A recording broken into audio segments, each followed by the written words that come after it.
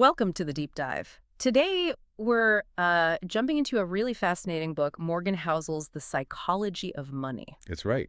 Timeless lessons on wealth, greed, and happiness. Exactly.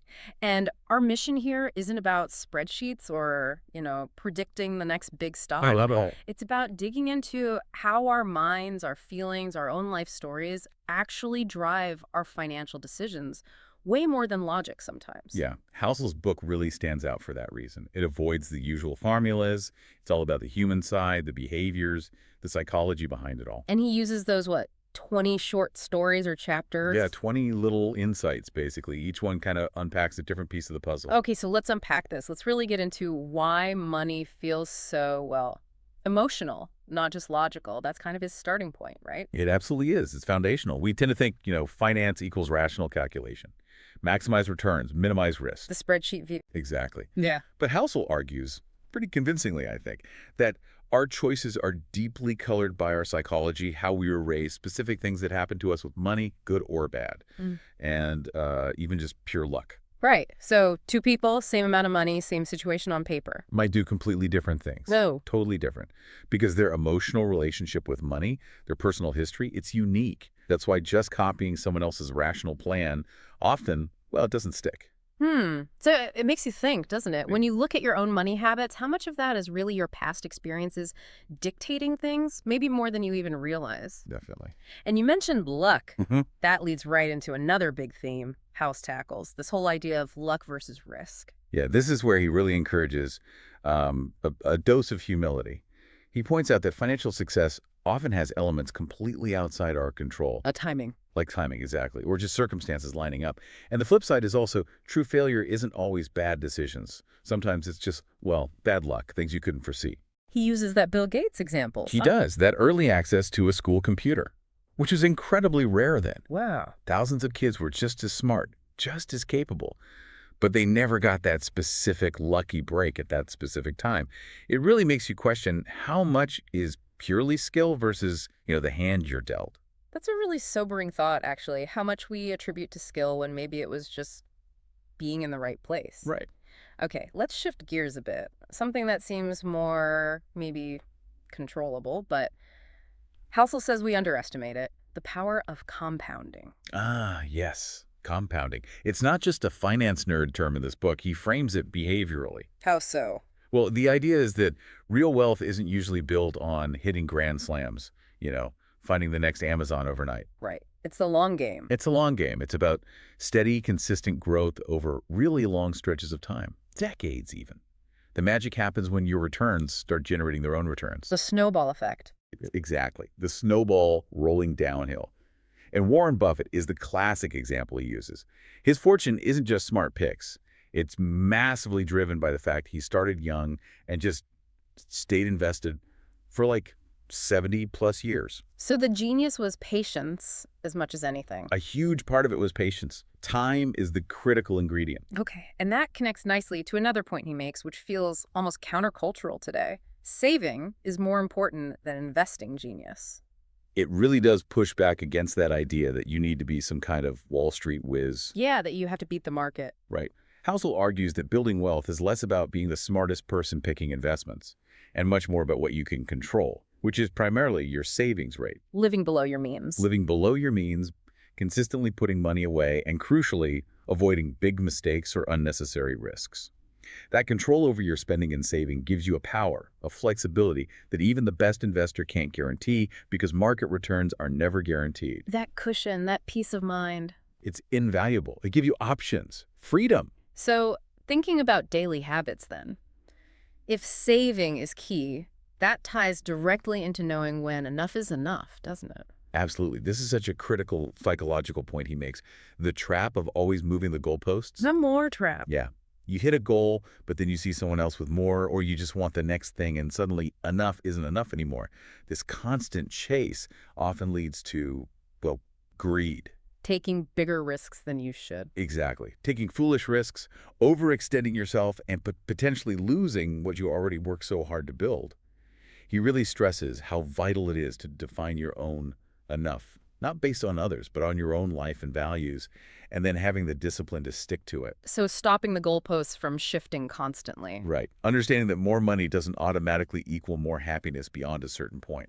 And if you do reach your enough, what's the ultimate benefit? Housel has a clear answer. Freedom is the highest dividend of wealth. This is maybe my favorite insight in the whole book. He completely reframes wealth. Not just about the stuff you can buy. Not primarily, no. He argues the real value of money, the best thing it can buy, is control over your time. Independence. Independence, the Yeah. ability to wake up and decide what you want to do that day, who you want to spend time with, where you want to be, without being forced by financial need. Money is a tool for autonomy. Buying back your time, essentially. Buying back your time, that's the ultimate luxury. Not necessarily a fancy watch, but control over your own schedule. That's a powerful way to think about it. But we live in a world where we see the fancy watches, the cars, which brings us to another danger, Housel flags. Beware of envy and comparison. Oh, this is huge. Especially now. He calls comparison the thief of joy. And financially, it's just toxic. Social media doesn't help. Social media pours gasoline on the fire, right? Yeah. You're constantly seeing curated highlight reels of other people spending the vacations, the possessions.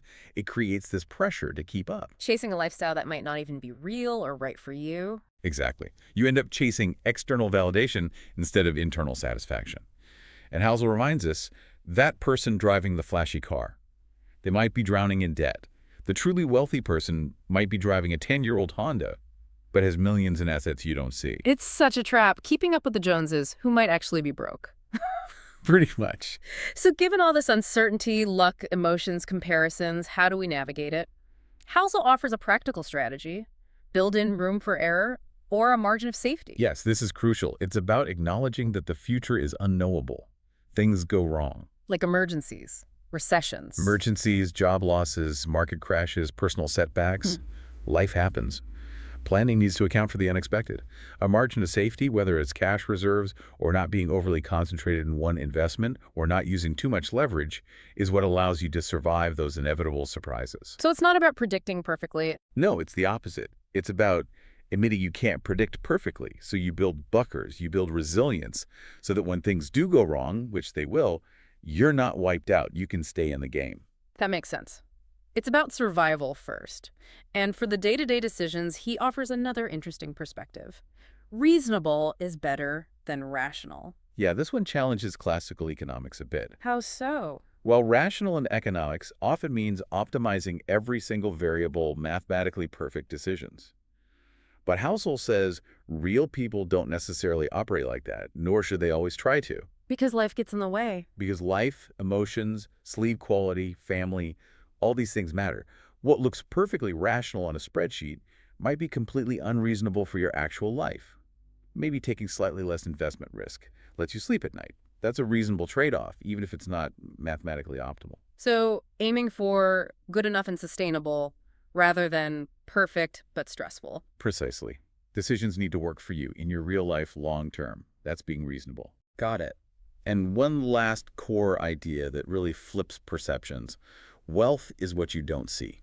This is such a powerful visual, isn't it? We tend to equate wealth with visible spending. The big house, the Yeah. fancy car. Right. But Housel argues that often just shows high income being spent. True wealth is the income that isn't spent. It's the savings piling up, the investments compounding quietly in the background. It's invisible. It's invisible. The money working for you that you don't see being flashed around. People spending lavishly are often reducing their wealth, not demonstrating it. The quiet accumulator is often the one who's truly wealthy. It really changes how you look at displays of luxury. Completely. Now, stepping back from the specific ideas, the book's style seems key to its impact, wouldn't you say? Oh, absolutely. That's a huge part of its appeal. Housel is a fantastic storyteller. Very accessible. Incredibly accessible. No jargon, short chapters, lots of historical anecdotes and clear examples. It feels less like a finance book and more like, I don't know, a series of wise conversations about life and money. Blending psychology, history, finance. Exactly. It emphasizes behavior. Those timeless human truths, humility, patience, that's its real strength. Yeah. It makes complex ideas feel intuitive. But is it perfect? Are there any maybe weaknesses or things it doesn't do? Sure. I mean, if you're looking for a step-by-step guide on how to invest, like which index funds to buy or how to allocate assets, This isn't that book. It's more the why than the how. Definitely more the why. Right. It's philosophical. And because he revisits core themes like risk, luck, and behavior through different stories, some readers might find certain ideas feel a little repetitive by the end. Right, it hammers home those key points. It does. Which is effective, but could feel slightly repetitive to some. It's not a detailed financial plan. So who really benefits most from reading this? Who should pick it up? Honestly, I think it has value for almost everyone. Beginners. Absolutely. It sets such a healthy foundation, a great mindset. Experienced investors, too. Yes, definitely.